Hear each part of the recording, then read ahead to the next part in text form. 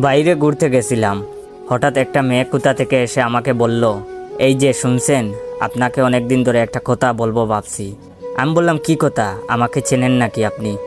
মেয়েটা বলল, অনেক দিন ধরে আপনাকে খেয়াল করি, সত্যি বলতে আপনাকে আমার ভালো লাগে। I love you. Please please please না করবেন না, তাহলে আমি মরে যাব।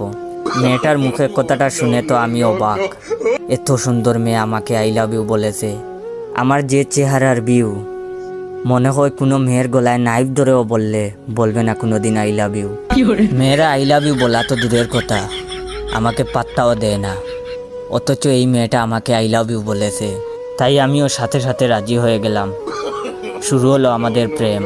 তখন মেয়েটা আমাকে বলল, বাবু চলো না ঘুরতে যাই। আমি বললাম, কোথায়? মেয়েটা বলল, নদীর পাড়ে। আমিও রাজি হয়ে গেলাম। নদীর পাড়ে দুজনে হাত ধরে হাঁটছি।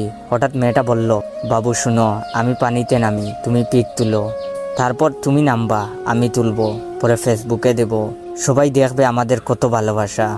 আমিও রাজি হলাম।